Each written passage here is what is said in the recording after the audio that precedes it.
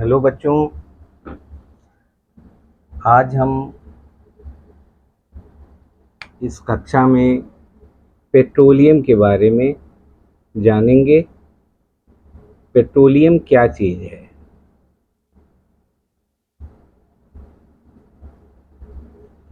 Petroleum दो शब्दों से मिलकर बना है, पेट्रा धन ओलियम। पेट्रा मतलब होता है चट्टान और ओलियम का मतलब होता है तेल। यानी साधारण भाषा में इसे हम चट्टान का तेल भी कहते हैं।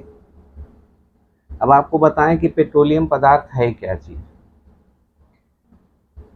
आज से करोड़ों वर्ष पहले हमारी पृथ्वी के भौगोलिक उथल पथल के कारण बड़े बड़े जीव जैसे डायनासोर या तमाम अन्य जीव, पेड़ पौधे, ये सब पृथ्वी के अंदर दब गए और ये अपघटित होकर के एक आयल के रूप में परिवर्तित हो गए।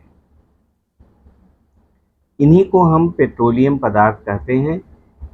यह तेल काले भूरे रंग का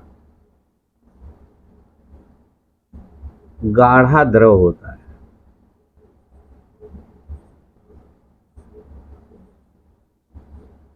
गाढ़ा द्रव होता है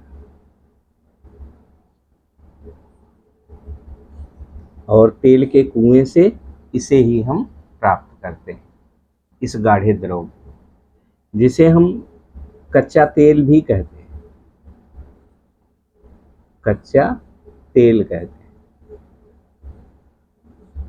यानी हमारा जो पेट्रोलियम है ये क्या है? कच्चा तेल है। इसमें इसी कच्चे तेल से कई हजार वर्ष पूर्व डायनासोर, जो कि सबसे बड़े जीव जंतु थे, उनका पता चलता है कि वे इस पृथ्वी पर थे। अब आपको बताएं, इस कच्चा तेल को जब हम प्राप्त करते हैं तो ये अलग अलग petroleum gas, petrol, naphtha, kerosene, diesel, paraffin और बिटुमेन के रूप में अलग अलग कैसे प्राप्त होते हैं। इस कच्चे तेल को हम ले जाते हैं रिफाइनरी में।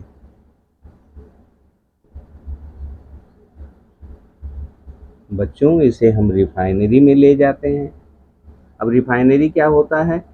इस पेट्रोलियम तेल को रिफाइनरी में ले जा करके अलग अलग चीज़ों में हम इसे परिवर्तित कर देते हैं। जैसे बेटा, एक छोटा सा उदाहरण बताएं। एक हम दूध लिए और उसी दूध से दही बना लिए, उसी दूध से मक्खन बना लिए, उसी दूध से मिठाई बना लिए, उसी दूध से बहुत सारे वैरायटी हम बना लेते हैं। उसी तरह से ये पेट्रोलियम तेल जब हम ले जाते हैं रिफाइनरी में तो ये अलग अलग चीज़ों में कन्वर्ट हो जाता है। अब जैसे रिफाइनरी में बड़े बड़े कॉलम लगे होते हैं, इस तरह से बड़े बड़े कॉलम लगे होते हैं और कॉलम में इस कॉलम की बनावट और व्यवस्था इस प्रकार होती है कि इनके अलग अलग टेम्परेचर पर अलग अलग चीज़ें एकत्र हो जाती हैं। जैसा कि आप चित्र में देख रहे हैं, हम पेट्रोलियम पदार्थ यहाँ से इनलेट कराते हैं। यहाँ नीचे इनलेट होता है कॉलम में और कॉलम की व्यवस्था इस तरह से होती है कि अलग अलग टेम्परेचर होता है। यहाँ से इसे हीट प्रदान करते हैं। जब हम इसे हीटिंग देते हैं तो ये पेट्रोलियम पदार्थ हीट हो करके फिर वाष्पित होता है और वाष्पित होकर के ऊपर जाता है अलग अलग टेम्परेचर पर लगे कंटेनरों में अलग अलग चीज़ों के ठंडा होकर इकट्ठा होने की व्यवस्था होती है।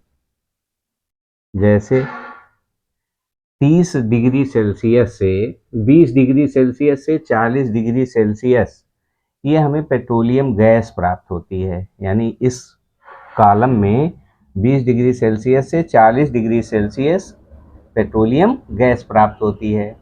इसी प्रकार 30 डिग्री सेल्सियस से 190 डिग्री सेल्सियस पर जो कंटेनर रखा होता है उसमें ठंडा होकर के द्रव रूप में पेट्रोल हमें प्राप्त हो जाता है। इसी प्रकार 120 डिग्री सेल्सियस से 180 डिग्री सेल्सियस पर नैप्था कंटेनर में प्राप्त हो जाता है। 180 डिग्री सेल्सियस से 260 डिग्री सेल्सियस पर केरोसिन, जिसे हम मिट्टी का तेल कहते हैं, और 260 डिग्री सेल्सियस से 340 डिग्री सेल्सियस पर डीजल, और पैराफिन 340 डिग्री सेल्सियस से 400 डिग्री सेल्सियस। इस पैराफिन का उपयोग मोमबत्ती बनाने में, वैसलीन बनाने में और तमाम चीज़ों में गाढ़ा द्रव बनाने में प्रयोग किया जाता है। और लास्ट में बिटुमेन प्राप्त होता है, जिसे हम कोल तार भी कहते हैं, कोल तार। और ये नीचे बहुत हाई टेम्परेचर वाले कंटेनर में जा कर के ये इकट्ठा होता है, जो हमारे सड़क बनाने के काम में आता है। तो ये आपके पेट्रोलियम के बारे में बच्चों था। पेट्रोलियम और कुछ नहीं है, कई तरह के हाइड्रोकार्बन्स हैं। अब आप पूछेंगे कि हाइड्रोकार्बन्स किसे कहते हैं। हाइड्रोजन और कार्बन के जो कंपाउंड होते हैं, जो यौगिक होते हैं, उन्हें हम हाइड्रोकार्बन कहते हैं।